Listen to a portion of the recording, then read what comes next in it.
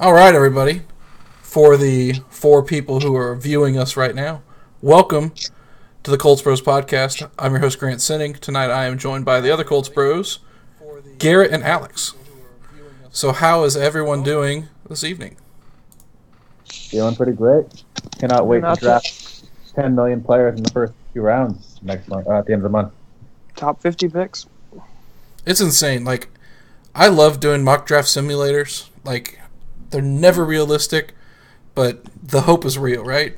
The hope is always real. The hope is the most real thing. I don't think I've done a single one this year. I need to change that. Just have fun with it. Yeah. I actually haven't done one since we made the trade, so I've yet to experience that, but I'm excited now. Alex, for you, I will say that the fan speak rankings has Leighton Vander Esch always there, round 2 for the Colts. I know which one I'm using. I think the Matt Miller board's the same. I don't know. It's just fun. I mean, they're never realistic, but the thing is even though they're not very realistic, you can see the quality of players that you can potentially get. Even if you look at the ones that you take and you're like, those are probably going in the first, you can look at the ones that were taken in the first that won't. They're still quality players. So, I mean, I don't know. It's just a lot of fun. And here's the thing. I don't think we're done trading back. I don't think we pick at 6. I think we trade back again. Are you guys with me, or do you guys think they take a player at 6? I think they would be willing to trade back again. I can't guarantee that'll happen. Who would be the likely partner this time? I don't know. Yeah, that's what I'm struggling with. Is I'm not sure why anybody would really come up to 6 because they're not really jumping to anybody. I guess they would just be competing with each other in 6, but nothing makes 6 stand out as a real strong. I think maybe if fewer quarterbacks go in the top 5 than we expect. Yeah. Then it could kind of be a panic and everybody rushes up to. Yeah, if Saquon and maybe Chubb and what's the Notre Dame guard's name? Quentin Nelson. Yeah, Quentin. I was thinking Quentin Meeks. No, that's the cornerback. If all of those guys go top 5, which is pretty possible, and I don't know, maybe Minka or something, then some team is going to get the idea that, we didn't think that our quarterback that we like would be available, but now it seems that he's in our range, so we'd be willing to make a trade. I can see that happening, but it's hard. That's a lot of things have to fall into place first. Yeah, I don't know. I just feel like 3 quarterbacks go top 5. And yeah, me too. I would think so. I think the people have got the Browns kind of pegged wrong on their 4th pick. I think they absolutely stay at 4, and they take hot take time. They take Connor Williams. I think John Dorsey puts too much value on the offensive line, and their left tackle right now is Spencer Drago. Oh, I remember him. Or Donald Stevenson. Oh, man. Both of them are hot garbage players. So I think that if you're going to draft your franchise quarterback at 1, you might as well put him franchise left tackle with him to grow, I guess. I haven't heard that before, but I kind of like it. That seems like something they do. I feel like it's a John Dorsey move. It's logical. Yes, it's not the analytical move. Right. Connor Williams keeps getting top 5 talk now, though. I mean, he was at the beginning of the year. He was hurt. There must always be a tackle who gets top 5 right. talk, but that doesn't mean that in April they still are there. Yeah. Well, McShay, it might have been McShay. I forget. Somebody had the UCLA tackle as their top to that, but. I don't know. You never. Hey, hold on a second. What did you say about him? You said McShay has him a top tackle? Yeah, it was Kuiper McShay. I forget which. Yeah, well, he's actually really bad. He's just very athletic. So. Yeah. You never know with tackles, though. It seems like there's always an outside shot that a tackle will go top 5, even in a class like this, where the best offensive lineman is a guard. He is, and I mean, it's not even close. Actually, I I would honestly say the top 2 or 3 offensive line players in this draft are guards. But why mess around with it? Just take the guy that you know you need. Because like I said, their left tackle is garbage. And outside of the first round, the tackles are horrible. Outside of Williams and McGlinchey, maybe a core 4, Chukwumba from Western Michigan, and Tyrell Crosby, but those aren't who you want. Like, if you can get, you know what I mean, they're tier 2 guys. I don't know. I mean, the Browns have plenty of picks. But anyways, but that's why I don't know, I just feel like three players are going to go before us. And I'm fully locked in on the Broncos taking Quentin Nelson. That I just feel like that's a foregone conclusion in my mind now. They could be crazy, but I'm not, I don't know. But then I think we get there, we can have the Josh Allen pick. And the Dolphins want to move up. I think the Bills want to move up. So the Cardinals want to move up. Probably. Say what? I think that's more of a Baker pick. I think Baker to the Jets is the pick. Like right now, I've got Darnold going to the Browns. I think that one's pretty much the locked in. Then Rosen to the Giants, Baker to the Jets, and Josh Allen to either the Bills or the Dolphins. I still think Bills trading with the Giants gets done. That's my. I feel like they have to give up so much to get up there, though. From 12, like that's 3 first-round picks plus.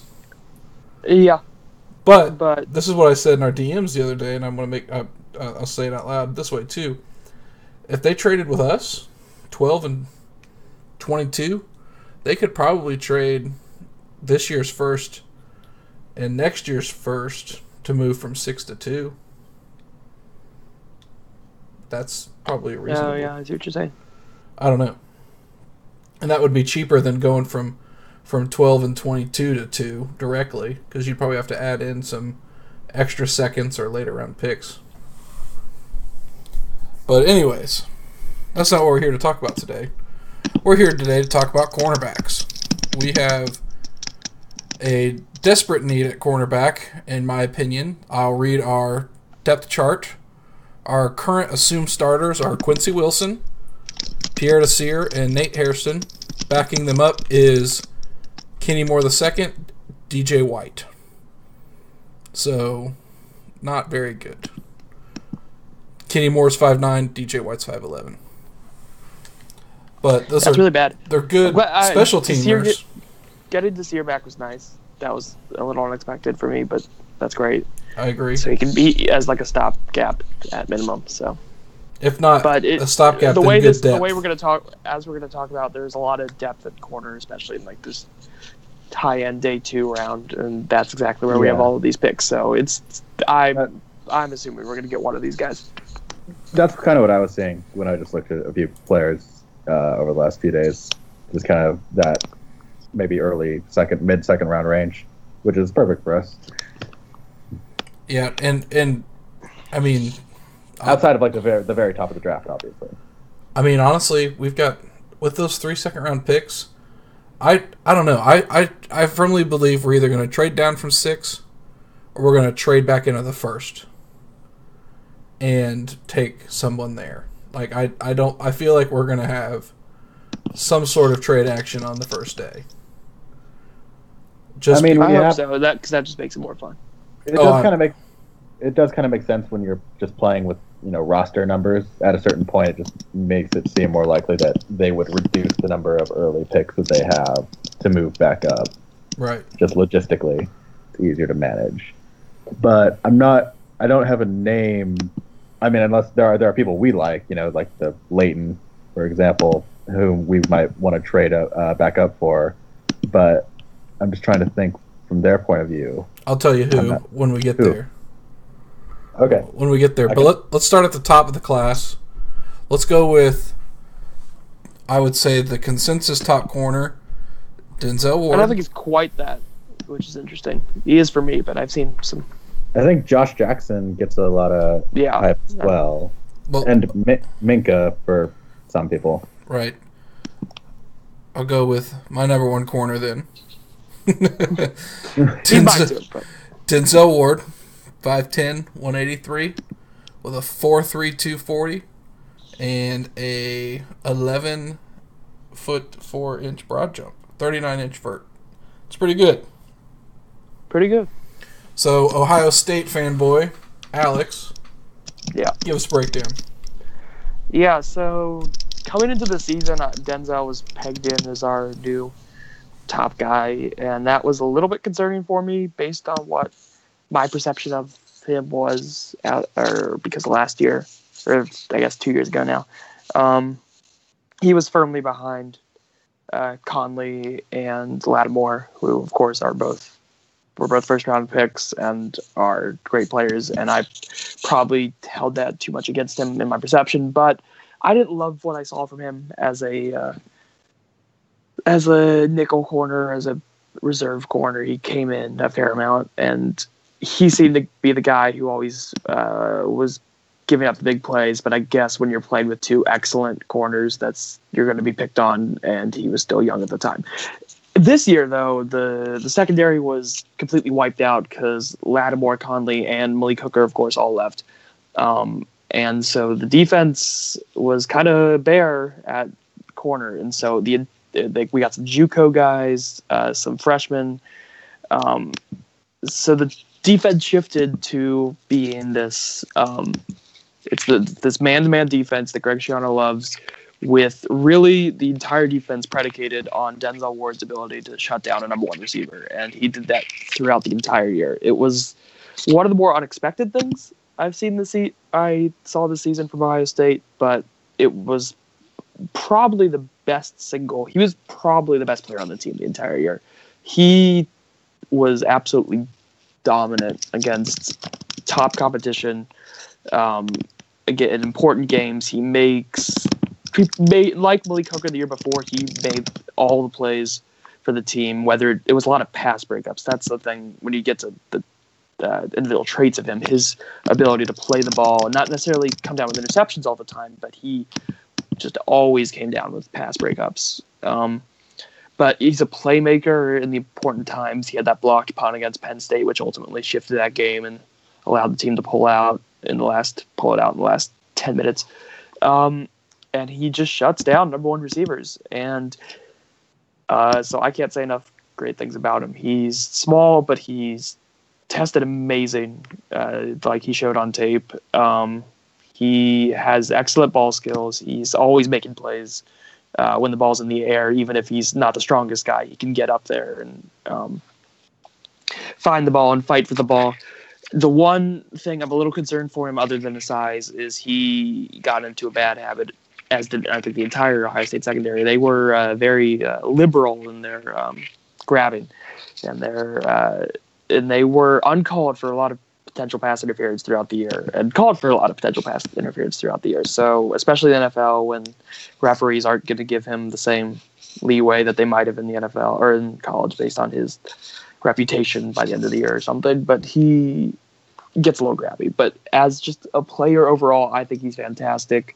I think he's probably one of the 6 best players, just off the top of my head, in this draft. There aren't too many faults in his game other than, I think, his ability to get a little grabby. I think. Go ahead. I'm not sure if that's really something we talk about, but the whole college to pro pass interference calling thing is definitely real. Mm-hmm. I think they're much more strict about it in the league. So that's something that I was noticing a lot, just going because I haven't watched.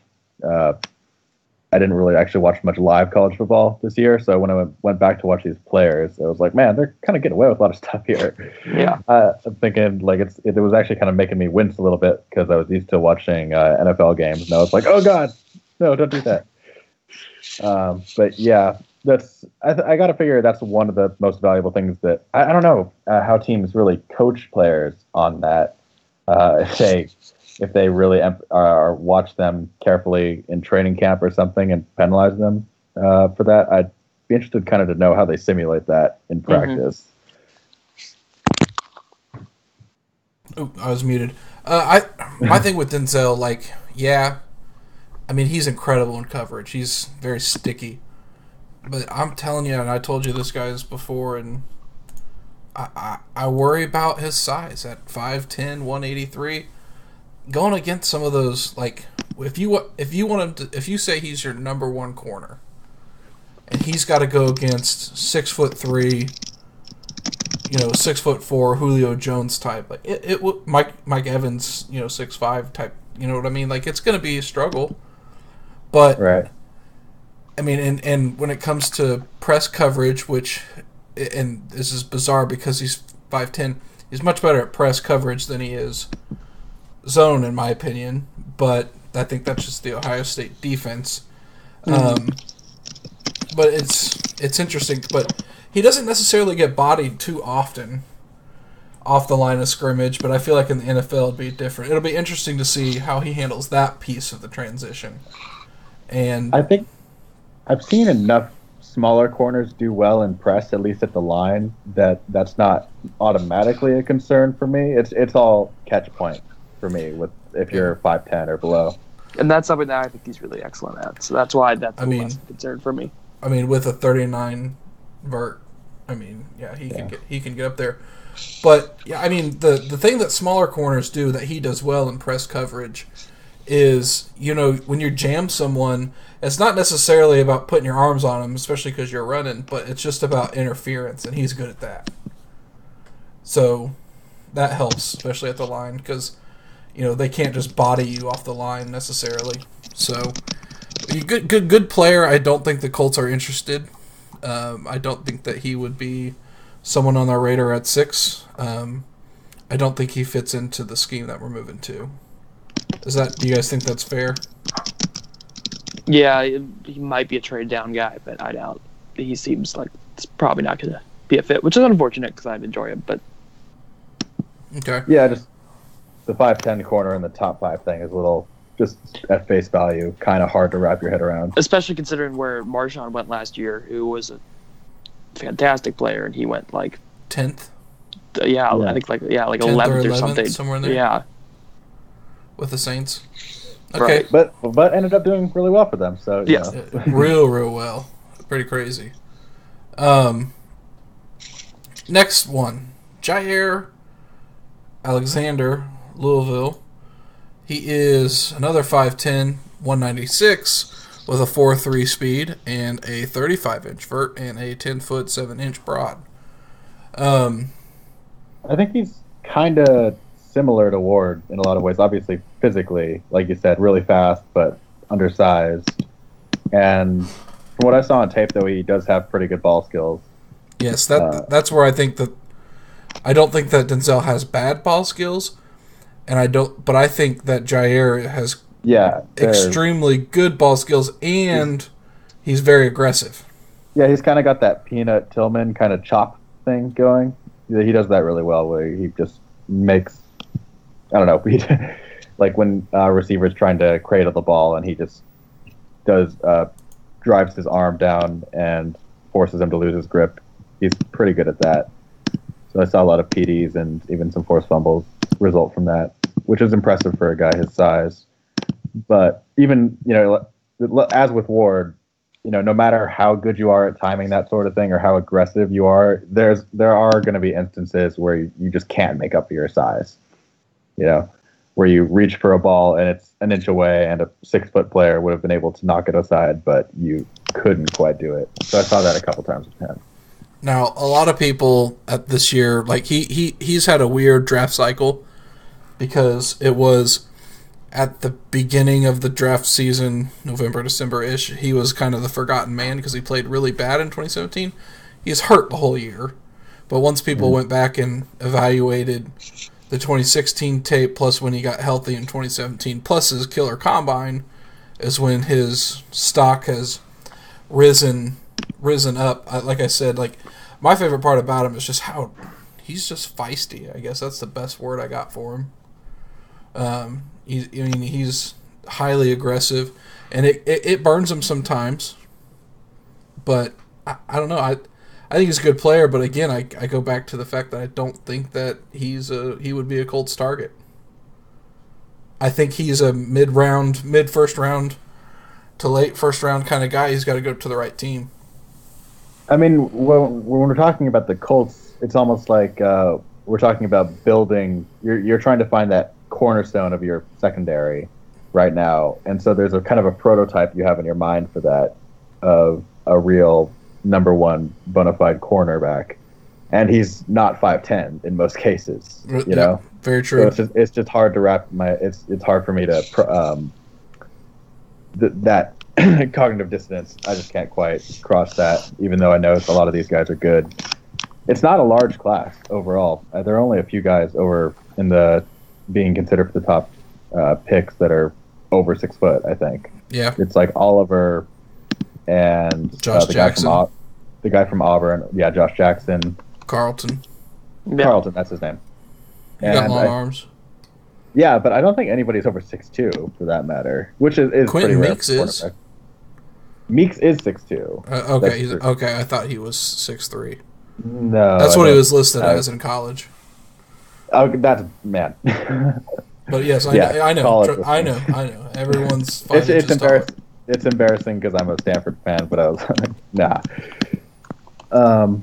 But yeah, overall, not a huge class of cornerbacks, but pretty talented. A lot of really good cover guys. Just you wonder how that'll translate. I mean, I think that they're just really sticky, both of them. And like, if you've got a guy that you feel comfortable handling some of the bigger guys already on your team, take Denzel Ward or Jair, and you eliminate the other guy completely. Then you can just give safety help to the other guy. Mm-hmm. I think that's the strategy you got to take. And honestly, I mean, I think both of these guys, you want them playing closer to the line of scrimmage. I don't think either of them are. They're so fast that the man coverage makes sense. Yeah, I don't know. I would feel so much better about any of them if we already had like a Marcus Peters on our team or something. Quincy Wilson. I like Quincy, but I think Colts. The hype needs to. The hype needs to. He's stop. not proven. He hypes himself, so that kind of feeds the machine. But I think everybody needs to calm down a little. I love him, but he's played less than a single season, so it's like significantly less than a single season, as we know. So let's move on. This is my favorite guy in the class. Like, I've got other guys ranked higher, but this guy is probably number 3 on my Colts big board. Like, outside of everybody else, taking out on my Colts big board, I'd take out Jair and Denzel, or I'd move them down a lot more. This guy's definitely probably number 3. Josh Jackson from Iowa. Let me get his stud. He's a stud. Let me get my measurements up on him. 6 foot, 196, 4.5, speed, 38 vert, 10.3. 3 interceptions versus the Ohio State.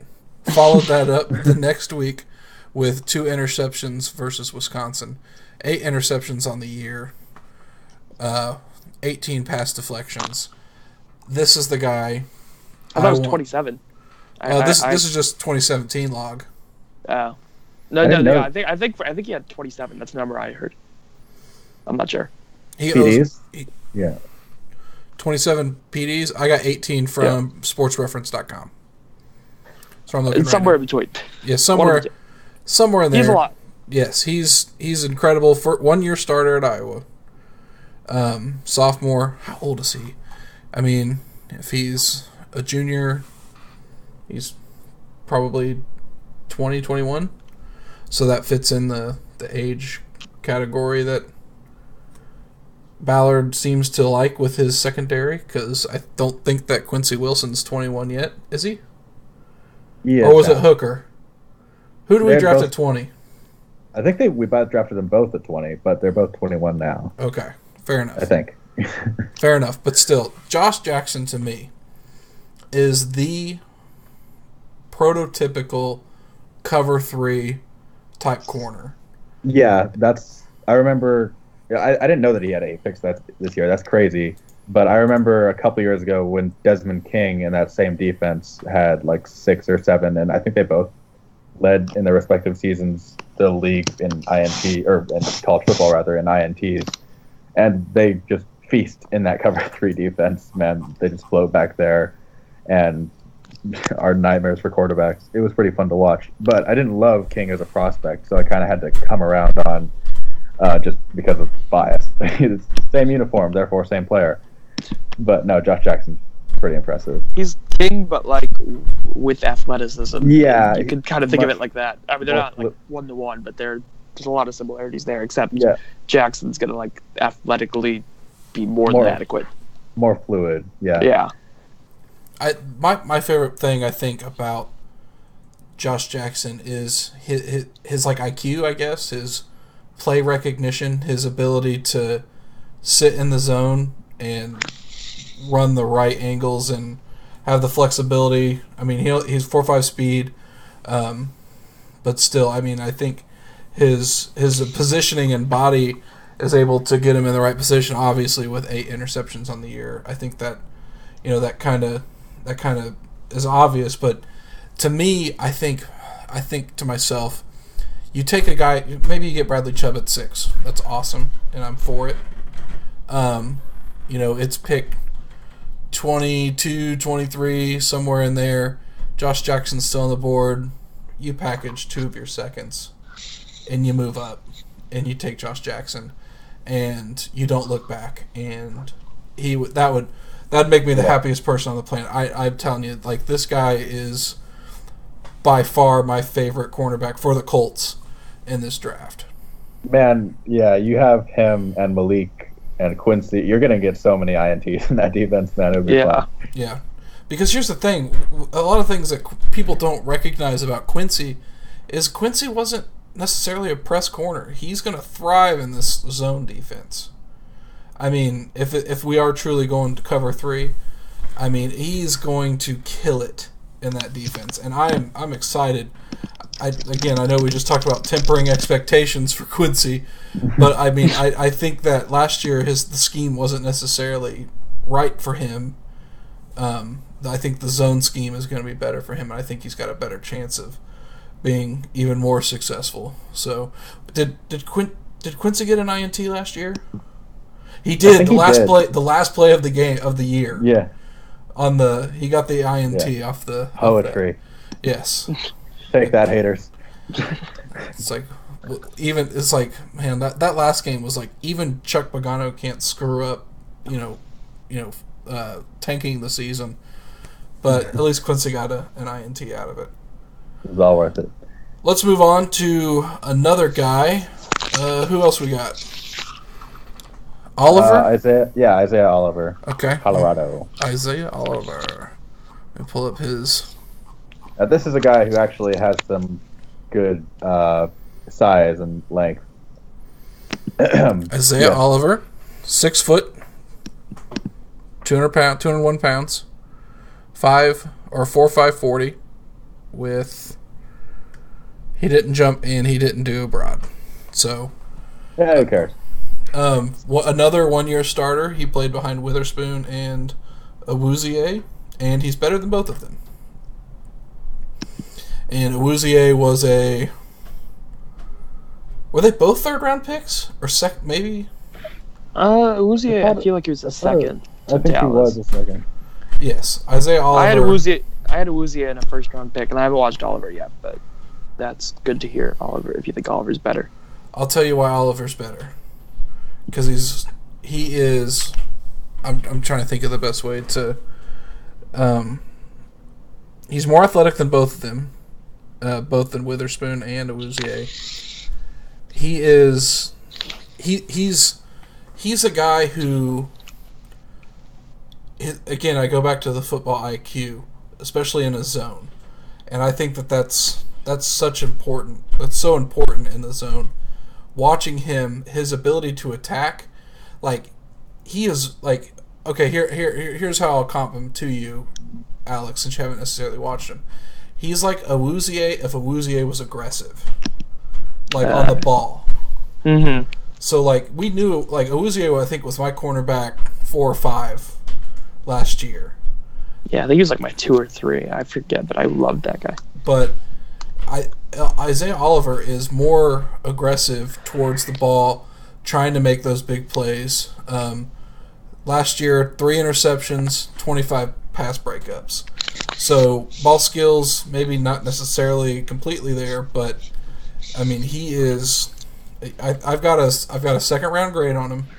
If we don't move up for Josh Jackson, and Isaiah Oliver is sitting there in the second round with our first or with that back-to-back pick that we got, I think the Colts run up to the podium. I mean, he is. I guess it's really kind of hard to describe him, but I mean, he's just really good. I mean, I just enjoy watching him. He's one of those guys that when you watch a corner and they've got the hip flexibility, they've got the smooth movements, they've got the, you know what I mean? They've got that ability to make those subtle movements that are so important when it comes to cornerback. That's what he's good at, and he's only a first-year starter, kind of like Josh Jackson. So he's got a lot of room to grow. Yeah, he seems like a natural for it, but I thought that he wasn't quite polished in some areas, especially, we talked about this before, but he's pretty grabby, I saw. Yeah, he is. That's where I went back to that aggressive. Right, yeah, that's how you spin it, if you're trying to sell him to somebody. Yeah, sorry. But, yeah, that's the downside of that. But definitely a really toolsy guy, so pretty exciting as a early second-round prospect, I think. Okay. All right. Now, I know we all have watched some other guys that the others haven't, so give us a guy, Alex. You ran through my list. That's my... Oh, your list? Okay. Garrett, give us somebody. LSU's Dante Jackson. I think he actually he might have had the fastest 40 this year. Yeah, I believe so, yeah. Yeah, he's 4.32 or something absurd like that. So he's also he's the same size as Ward and who else we talked about? He's 5'10", 175 with a 4.32. Incredibly, super fast, very aggressive player. Not always a guy who can finish plays, as in he has good ball skills. He can get his hands on the ball, doesn't actually reel in a lot of those interceptions, which is kind of frustrating. Doesn't always clean up his tackles super well. You can point to his size for that, but pretty fast, good cover guy. I wouldn't rank him up there with Ward or some of the other guys that we've talked about today, but maybe I would say I'd have him maybe as a early second rounder, just based on what I've seen. But you can argue for him higher than that. I mean, just based on his athleticism. He's like the 90% version of Ward. I think that's kind of fair. Maybe 92%. Yeah, a little bit more credit than that. He's the round 2 version. Yeah, I like him. He plays with some swagger. Yeah, that might end up being where he goes to. But I could see, after a combine like that, some team might fall in love with you. Another guy, Quentin Meeks from Stanford. Also a great ball hawk kind of player, except he actually is significantly larger, like we talked about, than some of the guys in this class. He's really tough. He's just kind of an all-around playmaker. I really like him. I originally thought that he would be kind of more of a nickel cornerback for Stanford, but ended up playing the perimeter really well. So, actually don't know. I don't think I've ever thought about him in the sense of where exactly I would draft him, but you could make an argument for him. I think as late first round even. Really? I think so. Oof. I would say late second for me. Okay. That's just me. I mean, I'm wrong a lot, and it's okay. That's okay. One thing we've kind of missed on a couple of these guys, we didn't do them justice. Now that I'm going back through my notes, Josh Jackson and Dante Jackson and another guy I'm going to talk about here in a minute, Mike Hughes, their return skills are incredible. Oh, yeah. Alexander, too. So, who'd you say, Alex? Alexander, too, has got some return skills, I believe, if I remember correctly. Yeah, I think they've all... when you got a guy who's 4.3 speed, you want to put him on returns. But, Josh Jackson with 4.5 speed, it's just his... Like I said, when I was kind of describing his ability to see through the field, that serves him so well, in returns. But yes, that guy I was going to talk about is Mike Hughes from the national champion UCF Knights. That's I think the worst joke in the college football. Wow. Yeah, sorry, I had to do it. Welcome to the Shutdown Fullcast. Here's Grant Senning. Now Hughes is another one of these guys, kind of like it's really weird that a lot of these guys are so very similar. Like I would say, like you were just saying, Dante Jackson, Denzel Ward, Jair Alexander, they're very similar. I put Mike Hughes in the same boat as Isaiah Oliver and Josh Jackson. I'm not trying to be lazy or anything. I just think that they're just really good zone. Like those three are just really good zone defenders. Although we are lazy. Oh, so we're very lazy. That's okay. Anyone knows that, it's our listeners. Right. Yeah, this is the first podcast in 5 weeks or something like that. I was in Los Angeles 1 week, and then I was in Rome, Georgia, not Rome, Italy, but Rome, Georgia for a week. Basically the same thing. Basically the same thing. It's totally not Hickville, USA. Wow. But I had to be there for a week doing some stuff for work. But anyways, I mean, Mike Hughes is just another good player. He's physical. He's 5'10", 190 with a 4.5 speed. So he's kind of in between, but still that 4.5 speed I think is. I don't think he ran his best at his pro day, but he's really good. I just enjoyed watching him play. He's really good at the breaks, like when a corner and backpedaling when you got an out or an in slant type thing. He's really good at he's very fluid in that way. So I liked him a lot. Carlton Davis, I don't have a lot of takes on him. I think he's a solid corner. I think he's more of a press corner, so I have him low on my list for the Colts. Holton Hill, I think he could be one of those troublesome players that Ballard. Well, we all made a big deal about Ballard taking all these character risk guys. He didn't do any of that last year, and again, it was his first year.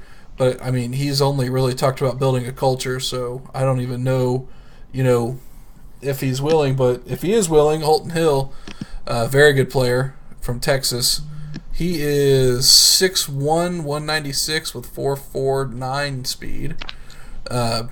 So good zone kind of guy. And I'm trying to think if there's anybody else I really, really I like. I'm trying to go through my notes here. I got to scroll.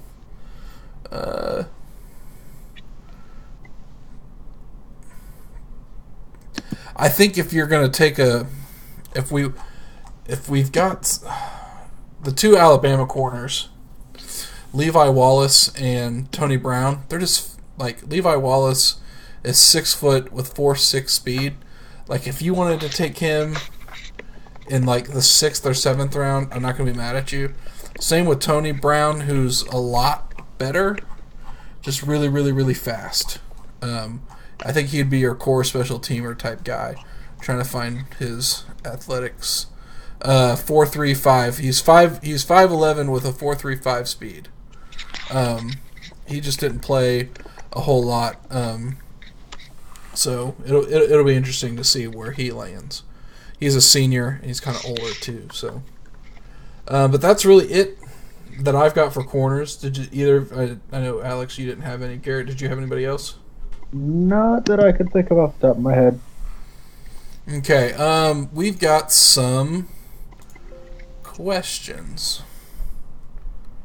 on the YouTube. I was not informed of this. This is ambush journalism. 3 questions. Where's my lawyer? If Chubb isn't there, and we are really going Nelson without trading back, we could go Denzel, and our secondary. Oh, that's not a question. Sorry. That's an argument. That's an argument. It's an argument, and it's wrong, Darren. Here's a good question from CJ Jameson. There are rumors out there that Pats might use some picks to try and move up for Brady's replacement, and 6 could be the target. Do we tell them to fuck off now, or do we lead them on and then bail? I am fully on board with taking all of their picks. Take all of the picks. It depends what quarterback's available. If it's like if they're trading up for Mason Lamar, Rudolph? or if they're trading up for like Baker, don't do it. But if they're going after Josh Allen. we can help them out. We want to trade up for Mason Rudolph. Yeah. The city of Boston would hate Lamar Jackson so much. Oh my god, it'd be so bad. Oh my gosh. Especially after Brady. Could you God. imagine after what Garoppolo's going to do in San Francisco? They would eat him up. It'd be so Well, bad. I don't think that's a problem because I'm pretty sure the Patriots have drafted like maybe 4 people in the last 10 years or something. So, I don't know about that. Let's see. Another question from Jay Vinci. What's more important, our offensive line or defensive line? And I'm guessing this year in the draft. And the answer is yes. Mm-hmm. Anybody just draft one of each. This D-line class, though, it's not inspiring. The edge class is pretty garbage outside of Chubb and Landry, in my opinion. I too. don't like, and I don't think we're talking about defensive line yet, but a little preview. I don't like anybody except the guy from Michigan, Mo Hurst. He's good. Yeah. That's really about it. Like Deron Payne is. Deshaun Hands. Yeah, they're not. No. Taven Bryan has gotten so much hype, and I think it's just because he's a snap jumper. Like he's very athletic, but I've seen people one of the videos on when I was looking for games because Draft Breakdown didn't update, and I was just on YouTube and typed in Taven Bryan, and it was Taven Bryan. Then it's J.J. Watt. And I was like, no, just they're white and athletic, but no. But we'll get to him eventually. But this is my quick 10-second preview of Taven Bryan. The ball is snapped. He's very quick off his get off, and he's past the offensive lineman, and the ball is completely away from him. Like he's nowhere near the ball, so he doesn't have a plan. Anyways, next one more question: will Isaiah Wynn be there at pick 36? Absolutely not. Isaiah Wynn is a top. Ready for it? 15 player in the draft and will be gone by the middle round. He will most likely play guard in the NFL, but he can play tackle. He is very good. Spicy. If we were to trade down again in the first, maybe to the mid first, I'd be happy with him there. Actually, he's so good. He is so good. Seems like a good target with the second Buffalo pick if that's yes. ends up happening. Yes, I would agree so there. Let's see. And that's it for questions. No one else asked a question at all. Not even on Twitter. No one asked a single question. So we will be back next week talking about defensive line and edge people again. Well, we only talked about the two, but we will be back with them next week. I am working on 2 fun guests, and we will try and get them in. And after that, let's see, after the week after that, we're going to get into everyone's favorite topic, offensive linemen. Yeah. Oh, wait, you guys don't like offensive linemen. Let's see. Wait, do you? We do so enjoy offensive linemen. Just because we're Colts fans, you shouldn't assume. But you guys don't like them. Like, you guys don't like to watch them. I like watching guards. Guards are fun. Yeah. Tackles, it's like, how is he shuffling adequately or something? Or is his hands, or his arm placement, is it good? Is he on the inside of... Does he bend his hips into his stance? That's God. That's the most. Stance. It's the most important one. The stance.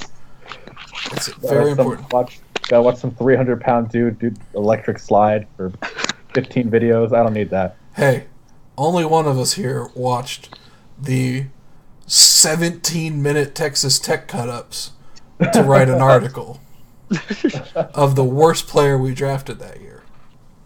Who was that? Oh yeah, Alex. How fun was watching the 17-minute cut-ups of LaRaven remember- Clark a few years back. Yeah. I remember watched him complaining about it. While he Yeah, I was doing like, I was like writing up our second round and third round picks, and that was T.J. Green and T.J. Green and LaRaven. That was rough. That was a rough draft. That was See, we used to do so much content, and then they drafted those players, and we were like, that's the draft. Well, what's the that- point? that's the draft. It was just like, man, screw this. I don't want to put any work into this. yeah, they gotta make it up to us if they want us to be more productive. I think. Yeah. I mean, last year's draft, pretty nice. Like, It's gonna realistic, take more than that. it's going to take more. Yeah. They need I to need not more draft. than They just Malik need to Hooker. not draft Zach Banner again.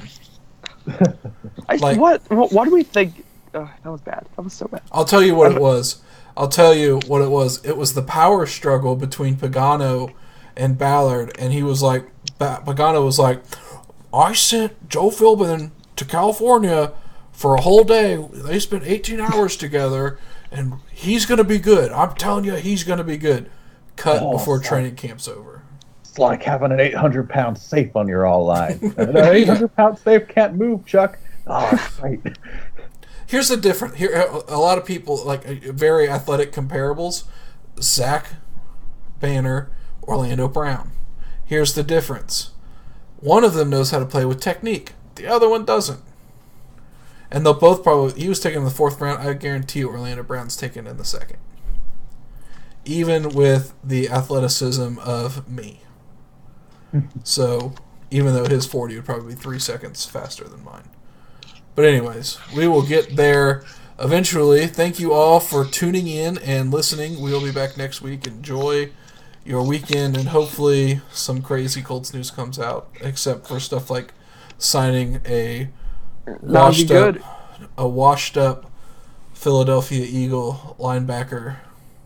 A Super Bowl winning Philadelphia Eagle linebacker. Yes. I searched his name after we signed him, and every single Eagles fan was happy to see him go. So we'll see.